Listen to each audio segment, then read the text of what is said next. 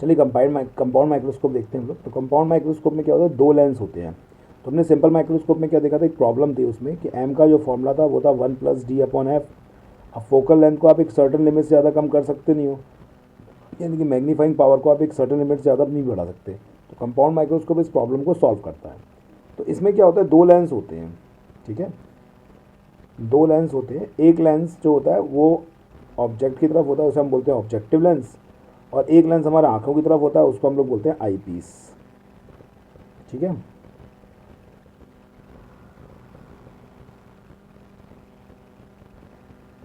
आई piece.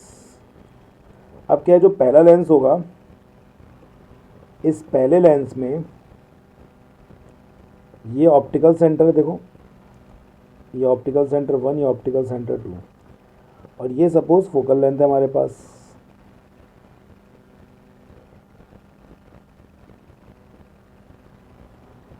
तो सबसे पहले हम ऑब्जेक्ट को F1 और 2F1 के बीच में रखते हैं, FO कर लेते हैं इसको, FO ऑब्जेक्टिव लेंस ना, ये वाला ऑब्जेक्टिव, इसलिए हमने इसको नाम रख दिया, FO कर दिया नाम। तो ये ऑब्जेक्टिव लेंस है, तो हमने ऑब्जेक्ट को ऑब्जेक्टिव लेंस और किसके बीच में रख दिया, कहाँ रख दिया, ये हमने ऑब्जेक्ट को यहाँ रख दिया, हमने ऑब्जेक्ट को यहाँ रखा।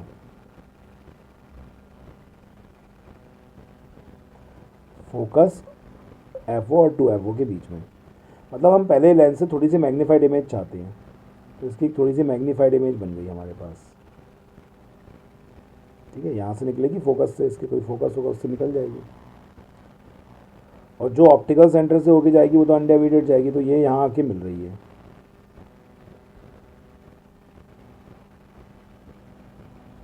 ठीक है। इसका नाम रख दिया A', B'।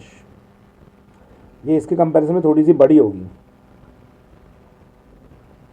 ठीक है, बड़ी ना दिख रही हो लेकिन बड़ी होगी ये इसके कंपैरिजन में।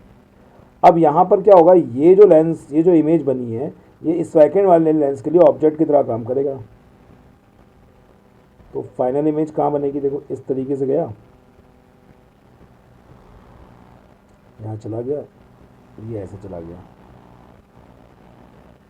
ये इधर डाइवर्ज होगी, डाइवर्ज थोड़ा मैं ऐसे दिखा देता हूँ, ठीक है, गलत तो ही गया है, कोई बात नहीं, इधर डाइवर्ज होगी, डाइवर्ज, ये डाइवर्ज होगी। तो आप इसको थोड़ा सा ना एक काम करते हैं, पहले इसको बना लेते हैं, अब इसको डाइवर्जिंग स्टाइल में दिखा देते हैं, ये लो, ओके।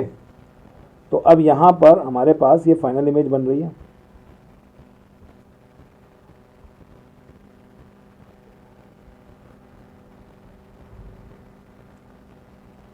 यहाँ बन गई हमारी फाइनल इमेज, ठीक, कहीं बना लें, इससे कोई फ़र्क नहीं पड़ रहा, इधर भी बना सकते हैं।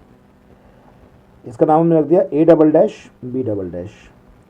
अब देखो हमें निकालना होता है हमेशा magnifying power, and what is magnifying power, it is the angle subtended by image beta and the angle subtended by object. अब ऑब्जेक्ट का को भी हमें वही रखना पड़ेगा, कंपैरिजन के लिए भी बताया था मैंने, माइक्रोस्कोप में यही करते हैं हम लोग। तो देखो हमने यहाँ पे क्या कर दिया, एक PB', उम्मीद है मैंने शायद आपको कॉपी में भी कराया होगा, तो PB', हमने यहाँ रख दिया। अब देखो यहाँ से हमने एक ड्रॉ किया, ये हो गया अल्फा एंगल हमारा। So it is the angle subtended by image to that of angle subtended by object. तो मैग्नीफाइंग पावर का फॉर्मूला हो गया β/α, और एंगल बहुत छोटे हो तो क्या लिख सकते हैं, tan β/tan α, ठीक है ना। अब tan बीटा क्या हो जाएगा, तो tan बीटा देखो तेरा ध्यान से A', B', आप ढंग से लिखना ना, ट्रायंगल वैंगल लेके लिखना, थोड़ा बड़ा कर करके लिखना, O2 B', और tan α क्या हो जाएगा ना, PB', और O2 B', O2 B', से O2 B', कैंसिल हो गया, तो ये आ गया A', B' अपॉन PB'। अब PB' को हम क्या लिख सकते हैं, PB' किसके बराबर है, AB के बराबर है। अब इसमें हमने A',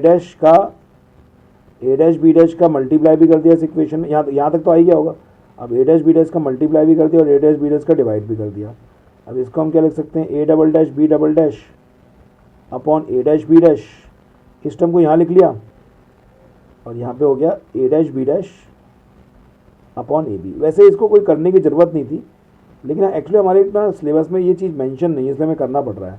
एक्चुअली ये डायरेक्टली रिजल्ट होता है कि अगर हमारे पास दो लेंस है, मान लो हमारे पास ये एक लेंस है ऑब्जेक्टिव लेंस, और ये एक दूसरा लेंस है आई लेंस, तो डायरेक्टली हमारे पास रिलेशन होता है वैसे तो कि दोनों का जो मैग्नीफाइंग पावर होता है दोनों के मतलब इसका मैग्नीफाइंग पावर मान लो m0 है, इसका मान लो m ही है, तो दोनों का मल्टीप्लिकेशन करके मैग्नीफिकेशन आ जाता है। लेकिन अब इस चीज़ को हम यहाँ पे लिख भी रहे हैं। अब जरा ध्यान से देखो a double dash b double dash क्या है, देखो ये a double dash b double dash है ना, ये इस आई लेंस की ना इमेज है ना, हाइट ऑफ इमेज हो गई, ये हाइट ऑफ इमेज हो गई, this is height of image किसके लिए, आई लेंस के लिए, और a डैश b डैश इसका ऑब्जेक्ट है, तो this is height of image upon height of object for eye lens. अब a डैश b डैश क्या है, a डैश b डैश क्या है कि a डैश b डैश ना हाइट ऑफ इमेज है और a b क्या हाइट ऑफ ऑब्जेक्ट है फॉर ऑब्जेक्टिव लेंस, ठीक है, ये हो गया। तो इसका मतलब हम लिख सकते हैं ना, यहाँ पे हम यहाँ लिख सकते हैं कि M E equals to this M E into M O. तो ये बात हमने प्रूव कर दी कि जो दोनों का मैग्नीफाइंग पावर का मल्टीप्लिकेशन है उससे कंबाइंड मैग्नीफाइंग पावर आ जाएगी, ठीक है। अब मुद्दा ये है हमें कि एम ओ भी कैलकुलेट करना होता है, एम ई भी कैलकुलेट करना होता है। तो सबसे पहले हम एम ओ कैलकुलेट करते हैं, कैलकुलेशन ऑफ एम ओ देख लेते हैं कैसे कितने कैलकुलेशन किया एम ओ का। अब इसके लिए हम क्या करेंगे, सिमिलर ट्रायंगल का कॉन्सेप्ट लेंगे। देखो एक ट्रायंगल ये देखो A dash O to B double dash, A double dash O to B double dash, और दूसरा देखो A dash B dash, A dash O to B dash, ये बड़ा वाला ट्रायंगल और ये छोटा वाला ट्रायंगल। अच्छा अब इन दोनों ट्रायंगल को जब तुम ध्यान से देख रहे हो तो तुम्हें पता पड़ रहा है कि this A double dash B double dash upon A dash B dash, जिसको हमने यहाँ पर लिखा था H I upon H O, it is also equals to O to B double dash and O to B dash and O to B double dash. अगर ये image least distance of distinct vision पे बनी है, पहले वाली image हम least distance of distinct vision पे बनाते हैं, तो यहाँ पे माइनस डी कर देंगे, और यहाँ पे अगर बनी है तो इसको माइनस यू कर देंगे। तो यह तो हमारे पास आ गया डी अपॉन यू, तो एम ओ सॉरी हमने एम ही निकाला है अभी ना, एम ही, एम ओ नहीं एम ही निकाला हमने, तो एम ही हमारे पास आ गया डी अपॉन यू, ठीक। अब हमने एम ओ भी निकालना है ना, एम ओ, तो मैं यहाँ कर देता हूँ क्योंकि फिर पन्ना पलटना पड़ेगा अदरवाइज।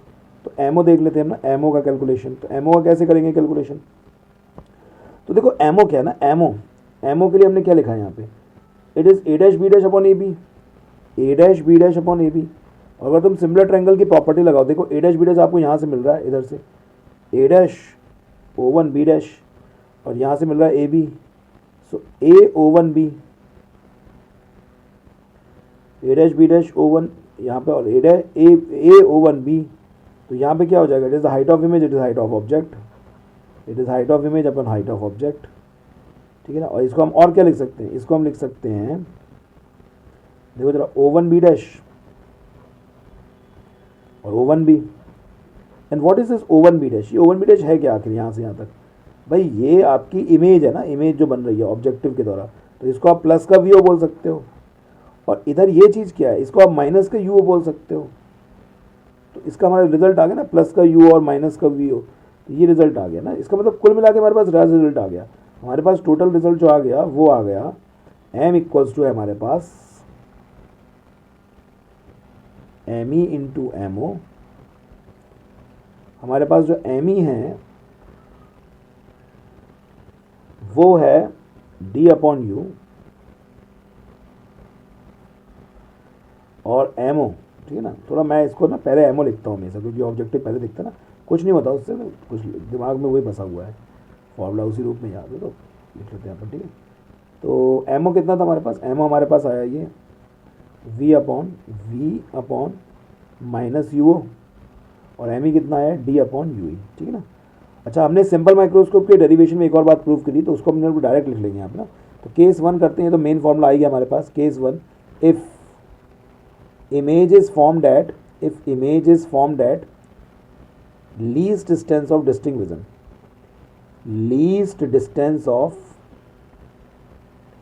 distinct vision, अगर image least distance of distinct vision पे बन रही है तो क्या होगा, तो देखो क्या होगा अगर least distance of distinct vision बन रही है, तो पिछली बार हमने प्रूव कर लिया था, इस डी अपॉन यू की जगह आया था 1 प्लस डी अपॉन एफ, तो आप डायरेक्ट यहाँ लिख सकते हो, और नहीं तो पिछली बार जैसा प्रूव भी कर सकते हो, this 1 plus D upon F.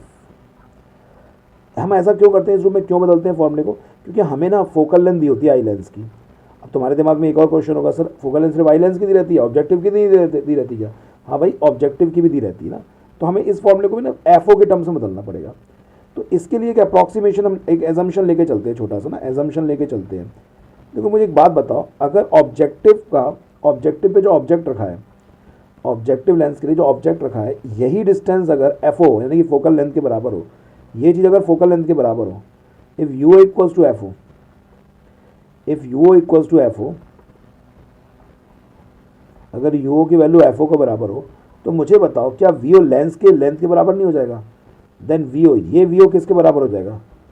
Equals to the this, ये काफ़ी दूर बनेगी ना इमेज, इन्फिनिटी पे। भाई ऑब्जेक्ट यहाँ रखा है आपका, ऑब्जेक्ट जो शुरुआत वाला है वो यहाँ रखा है आपका, ठीक है, ये यहाँ रखा है ऑब्जेक्ट, तो इसकी इमेज तो फिर जाके इन्फिनिटी बनेगी ना। अगर फोकस अभी तो फोकस पे नहीं लगा, लेकिन फोकस पे रख तो इन्फिनिटी बनेगी। वो तो इन्फिनिटी पे और बनती, लेकिन बीच में लेंस आ जाएगा तो नहीं बनेगी, यहाँ कहीं बन जाएगी, इसको लेंथ को क्रॉस करके बनेगी, यानी कि यहाँ से यहाँ तक की लेंथ को क्रॉस करके बनेगी। तो कुल मिला के आपको ये याद रखना है कि जब यू ओ बराबर एफ ले लोगे तो वी ओ बराबर लेंथ ले लोगे आप, लेंथ के बराबर हो जाएगा, वी ओ की वैल्यू लेंथ के बराबर हो जाएगी। अब वी ओ की वैल्यू लेंथ हो गई, ये यू हो, तो इस फॉर्मूले को थोड़ा सा मॉडिफाइड करके लिखते हैं हम लोग, तो हो जाएगा एल अपॉन एफ ओ, और प्लस माइनस साइन आपको सिर्फ ये बताते हैं कि ये इमेज क्या बन रही है, उल्टी बन रही है, आपको प्लस माइनस साइन लेने नहीं है ना न्यूमेरिकल्स में। तो आपका ये फॉर्मूला बन गया L upon F O 1 plus D upon F E, simple formula बन गया ये। अब लेंथ ऑफ को ट्यूब आपको दी रहेगी, फोकल लेंथ आपको दी रहेगी, एफ ई आपको दी रहेगी, फॉर्मूला यूज़ कर लेना, ये वाला डायरेक्ट यही फॉर्मूला यूज़ होगा, कुछ भी न्यूमेरिकल हो, एक सैम्पल पेपर में न्यूमेरिकल हो उसमें भी ऐसी कुछ फॉर्मूले यूज़ हो रहे हैं, ठीक है ना। तो ये तो हो गया ना strain die vision, strain die vision, strain मतलब आंखों में जोड़ लग रहा है, आप पास की चीज़ देखोगे आंखों पे जोड़ लगेगा ना, least distance of distinct vision पे देखोगे, तब के लिए कंडीशन है ये। तो ये फॉर्मूला आ गया एल अपॉन एफ ओ और 1 प्लस डी अपॉन एफ ई। और कोई आपसे लेंथ पूछे कितनी है इस टाइम पे, लेंथ कितनी है इसकी, तो लेंथ हमेशा दोनों लेंसेज के बीच की लेंथ होती है ना, ये वाला लेंस और ये वाला लेंस, इन दोनों लेंसेज के बीच की लेंथ होती है लेंथ। तो ये लेंथ कितनी हो जाएगी, ये हो जाएगी, ये देख कितनी हो जाएगी, ये हो जाएगी वी ओ प्लस यू ओ, इसके लिए यहाँ से ऑब्जेक्ट है, तो लेंथ कितनी हो जाएगी V O plus U O, U O नहीं यू ही, दूसरा वाला यू ही है, वी ओ मतलब प्लस यू ही। तो लेंथ कितनी हो जाएगी, लेंथ हो जाएगी यहाँ पर, लेंथ हो जाएगी हमारी लेंथ ऑफ माइक्रोस्कोप, ये कितनी हो जाएगी भाई, तो लेंथ ऑफ माइक्रोस्कोप हो जाएगी हमारी V O plus U E, ये हो गई length of microscope, compound microscope की लेंथ ना। अब दूसरा केस देख लेते हैं ना, दूसरा केस, तो दूसरा केस क्या होगा कि जब इमेज कहाँ बन रही हो, फाइनल इमेज कहाँ बन रही हो, इन्फिनिटी बन रही हो। Case 2 when final image is formed at infinity, infinity पे कैसे बनेगी हम थोड़ा फास्टली देख लेते हैं। यहाँ पे एक ऑब्जेक्टिव लेंस लिया हमने, फिर हमने यहाँ पे एक आई लेंस लिया, तो हमारा पहले वाला जो ऑब्जेक्ट है वो कहाँ रखा हुआ था, वो रखा हुआ था हमारा फोकस और 2F के बीच में, F और 2F के बीच में रखा हुआ है, ये F और 2F के बीच में रखा है, मैं बना देता हूँ F और 2F भी, यहाँ पे FO और ये 2FO के बीच में रखा हुआ है। अब यहाँ से जो लाइट रे जा रही है वो कहाँ से होकर निकलेगी, फोकस से होकर निकलेगी, और यहाँ से जो जाएगी वो ऑप्टिकल सेंटर से होके जाएगी।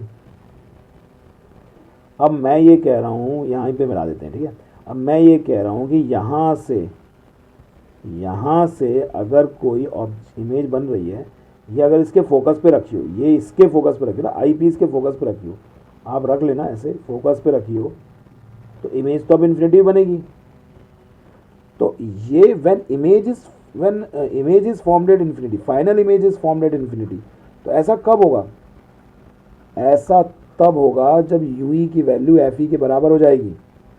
तो जो हमारा फॉर्मूला है, ये वाला फॉर्मूला, ये फॉर्मूला भी हमने जो पीछे लिखा, ये मेन फॉर्मूला, इसमें यहाँ पर आप इस फॉर्मूले में यहाँ पर आप क्या करोगे, यू ई की जगह पे एफ ई कर दोगे। नहीं, मैंने यहाँ पे तो ऑलरेडी कर दिया था ना, कहाँ पे कर दोगे आप, ये तो था ही, हाँ सॉरी ये नहीं, यहाँ पे यू ई की जगह एफ ई कर दोगे, तो ये तो हमने least distance of distinct vision का केस था। तो बस मैग्नीफाइंग पावर का फॉर्मूला अब क्या बन जाएगा, अब बन जाएगा V0 minus U0 into D upon F ई। ऑल्सो अगर U जो है ना, U वो FO के बराबर हो जाए, U FO के बराबर हो जाए, तो फिर से वो अप्रॉक्सीमेशन ले सकते हैं VOL के बराबर। तो एक और फॉर्मूला बन गया यहाँ पे L upon FO into D upon F ई, ठीक है।